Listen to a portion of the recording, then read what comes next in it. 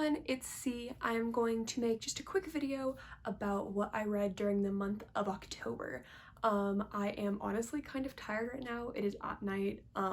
This is during NaNoWriMo that I'm filming this, and while I'm not writing a book for NaNoWriMo, I am editing the book that I wrote last year for NaNoWriMo, so I am like kind of tired. So I apologize if this video is like a little bit low energy. I just wanted to show everyone real quick what I read this month. I read a total of 9 books, which I'm really excited about. I think that might be like the most that I've read in a month ever in my life, which is really cool. I read 2 books for school, I read a graphic novel, and 2 audiobooks. So I will show you what books I read, give a quick synopsis, some non-spoilery thoughts, and what I rated the book on Goodreads, and I think that will be all I am doing for today. Okay, so I am first going to start by talking about the books that I read for school, and the first book that I read for school was Parable of the Sower by Octavia E. Butler. Parable of the Sower follows a teenage protagonist named Lauren as she is traversing a very scary and upsetting landscape that is a bit too close to the one that we are currently facing in the United States and is set in a dystopian, post-apocalyptic, borderline post-apocalyptic, I guess, Los Angeles, and it is heartbreaking.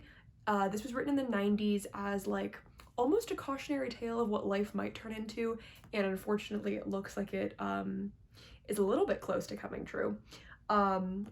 It deals with climate crisis, it deals with disease, it deals with unjust government, it deals with class, it deals with pretty much any issue you can think of is brought up in this book. This is, well, it features dystopian themes and post-apocalyptic themes and adventuring and a teenage protagonist. This is not a YA book. It is definitely very graphic. There are a lot of content warnings within this book. There's a lot of sexual abuse, there is a lot of violence against women, there's a lot of graphic depictions of murder. So if you're interested in this book, go into it with that caution being known. But overall, I read this book for a women's literature class. I really enjoyed it. I thought that it was such an interesting take on dystopia, and it was definitely like heartbreaking. It makes you think a lot. Overall, I gave this book a 4 out of 5 stars. I think that I would have given this book a higher star rating, but there's a relationship that happens between a character who is 18 years old and another one who is like in his 50s, and it just is uncomfortable. It's not really explained in the novel why that happened or what the purpose of it served. It wasn't really utilized to make a commentary on those sorts of dynamics, and so I wasn't a huge fan of that part of the novel, which is why I ultimately decided to give it a 4 instead of a 5. The next book that I read for school was Jesus' Son by Dennis Johnson. This is a novel in fragments. It's very, very short, as you can see. It's like 130 something pages. So it's basically a bunch of stories that follows one character whose only known name is Fuckhead. And it follows him as he journeys through his life dealing with mental illness and substance abuse problems, and all the people that he meets along the way. It is interesting. I ended up giving it a 4 out of 5 stars. It is not for everyone. I don't think that everyone would enjoy this book. Again, a lot of triggers. Pretty much any trigger warning that I could think to put on this book, I would. There are a lot of depictions of murder and violence and just very uncomfortable things to read. But overall, it's really interestingly written. There's a lot of interesting things that it does with literary elements and like how points of view shift and how sometimes the main character will like address the reader directly. It's really interesting. I think that if you're looking for some good literary fiction, this is an interesting short story collection to check out for sure. Next up, I'm going to show you the books that I read for fun. I'm just going to show you to these in order, and the first book that I read this month was 6 of Crows by Leigh Bardugo. This story follows a really interesting cast of teenage outcasts, outlaws, criminal type people as they go on a quest. It is set in a like reimagined fantastical Amsterdam. It's really fun. I really enjoyed this. It has such an interesting magic system. I know that this is a companion duology to another series, by Leigh Bardugo that has that same magic system in it. I really enjoyed the magic. I thought it was really interesting just how like the different Grisha interacted with what their power was. Overall, I did give this book a 4-star rating. This is because I honestly think it's kind of my fault. I think I would have enjoyed this a little bit more, but I was reading this at the tail end of my speed reading class also, so the parts of this book I read at like almost 1,000 words a minute, so I think there were things that I might have missed a little bit within this book because I wasn't fully used to speed reading or reading at a comfortable pace yet, since I was using it during the class. I loved the characters though. I thought the characters were beautiful in this book, and I really am looking forward to checking out the other book in this duology. But since I was reading this book like while I was doing the speed reading class, I think that the pacing seemed a little bit weird to me, where sometimes things seemed like they were just happening with no context around them, or they were happening really fast. But I honestly like genuinely think that that was my fault for reading a fantasy novel while I was doing a speed reading class. But overall, did really enjoy this book. The next book that I read this month was Skyward by Brandon Sanderson. This is Brandon Sanderson's young adult sci-fi series. I believe 2 books are out right now and the 3rd is coming out next year. I really enjoyed this. I thought it was really cute. In terms of young adult, it definitely felt like younger young adult, if that makes sense. My biggest problem with this book was the main character was very young to me and was very annoying to me. I have a full review that I filmed of this already that I'll be putting up later this month, so if you would like to know more of my thoughts on this, definitely go watch that. I did really enjoy it. I ended up giving this book a 4-star out of 5. I thought it was really fun. I thought the world was really interesting. Big fan of like flight school pilot type stories, so I really enjoyed it from that perspective.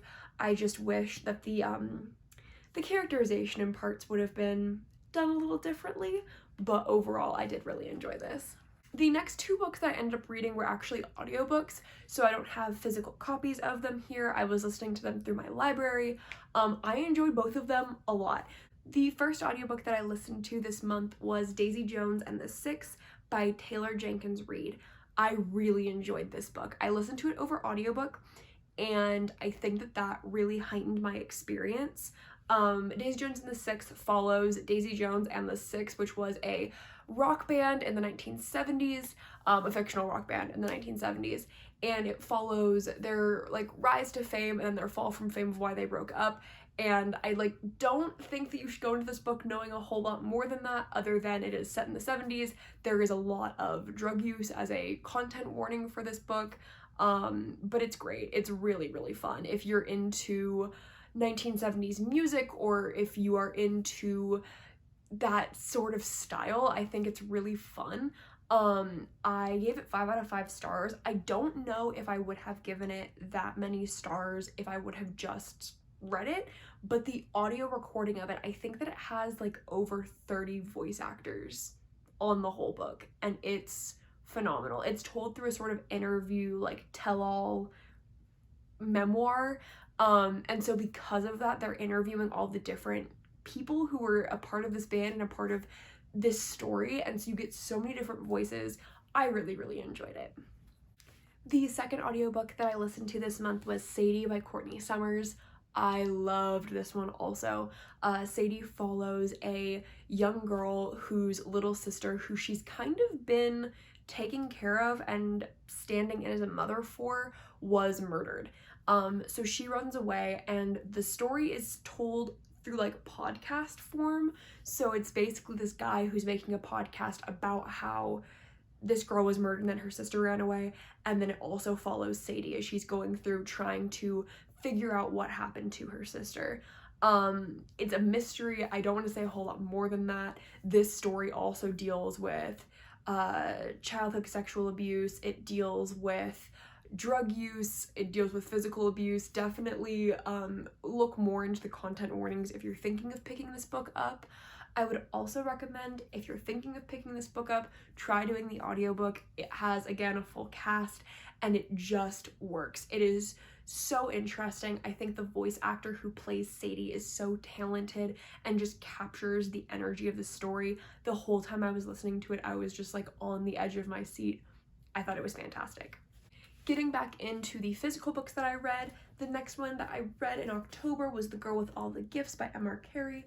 As you can see, I have kind of a beat up copy, and the reason why is because I actually bought this book, I can tell you the date because I wrote on the inside flap, August 22nd of 2016. So a while ago. I picked that book up, I read the first 100 or so pages, I was moving, I was doing things, and I just didn't finish it. But I figured it's spooky season, this follows kind of a spooky topic, so I was gonna read it. This book follows a young girl named Melanie who turns out to be a zombie. You find that out in the very beginning of the book. Basically, it is a really interesting take on zombies and how there are children that are not fully zombies but are like half zombies, and they're in a school on an army base, and it's really interesting. What I will say about this book is I found out after that it was originally a short story, and it makes sense that it was originally a short story. The first part of the book is fantastic. The last part of the book is fantastic. The middle, like 200 pages, I was like, nothing super exciting happened there. Like, I thought the first little hunk and the last little hunk were really inventive and really original, and I really just enjoyed them. The middle part didn't do anything for me. It just kind of felt like a generic zombie story. For that reason, I gave it a 3.5 out of 5 stars. I think that if you are into zombie novels and you want to see someone do something different, I would recommend this. Other than that, I'm probably not going to pick up the other book in this series, but I did have a good time reading this one. The next book that I read was See What I Have Done Here by Sarah Schmidt. I do have a physical copy of this, but I can't find it. I had it in my mom's car and then went to go get it to film this video, and it just wasn't there anymore, and I like don't know where it is. And I needed to film this tonight so I can upload it at the beginning of the month, so I was like, it just won't be in the video. It's okay, it's fine. See What I Have Done Here is a retelling of the Lizzie Borden axe murder that happened in the 1800s. So it follows Lizzie and her sister and her family, and it basically starts with finding her stepmother and her father dead. It's interesting. It's multi-perspective. It follows 4 different perspectives throughout the novel. It follows Emma, who is the sister of Lizzie. It follows Lizzie. It follows their maid Bridget, and it follows a young man who has been hired to look at the family. I don't want to go too far into that because it could be kind of spoilery, but there is another perspective. I didn't love this book. I gave it a 2.5 stars, and the only reason I even rated it that high is because Sarah Schmidt's writing is beautiful. Like, I genuinely think she has such a gorgeous writing style. She has such a way with language, but I felt like I was lied to in the synopsis of this book. When I was looking stuff up about it, it was like, this is such a like bloody, gory novel, and I was like, cool, it's like a spooky murder mystery type story. It really wasn't. It felt a lot more like a family drama. There was very little axe murdering happening in the axe murder book, which I didn't love. Like, I think that there definitely was an audience for this book of people who are interested in historical fiction that is like family drama based, especially like rich people family drama based, and that's just not like really what I'm into. So it took me a while to get through this book. I definitely considered just putting it down and not continuing reading it, but I ultimately decided to finish it through. But I did give it 2.5 out of 5 stars. The last book that I read this month was Coraline by Neil Gaiman, the graphic novel. I just was on Halloween and I was like, I want to read something spooky since I can't really go out for Halloween this year, of course. I was like, I'll read something interesting and spooky. I've had this graphic novel on my shelf for a long time, never picked it up. I love the movie Coraline. I watch it like all the time, honestly. Like, I really love Coraline. I've read the novel of it, but I'd never read the graphic novel. I enjoyed it. I gave it 4 out of 5 stars. I really enjoyed this. I forgot until I read the graphic novel how funny Coraline is. Like, there are so many moments in the original novelization of it that are so comical and silly. And I just really enjoyed reading the graphic novel of it. I flew through it. I read it just on Halloween. The one reason I gave it a 4-star instead of a 5-star is because I don't love the art style in it. Not that there's anything wrong with it. I was just so used to I was just so like used to and spoiled with the movie version that is so whimsical and so gorgeous to look at. The art in this is kind of playing. There's, again, nothing wrong with the art. I think the art is fine. It's just that I think that for this story, I wanted something more. I wanted a little bit more intrigue for the story. Hope you all enjoyed listening to the books that I read this month. I had a lot of fun reading things, and I am enjoying reading the books that I am currently. Thank you all also for watching me kind of do just a chill, calm video. I am definitely tired, and I still have homework to do tonight, and more NaNoWriMo stuff. But I did want to film this at the beginning of the month before I forgot, or before it was like kind of too late to upload it. I don't know. But I do really appreciate all of you watching, and I will see you all in my next video, and I hope you all have a really good day. Bye!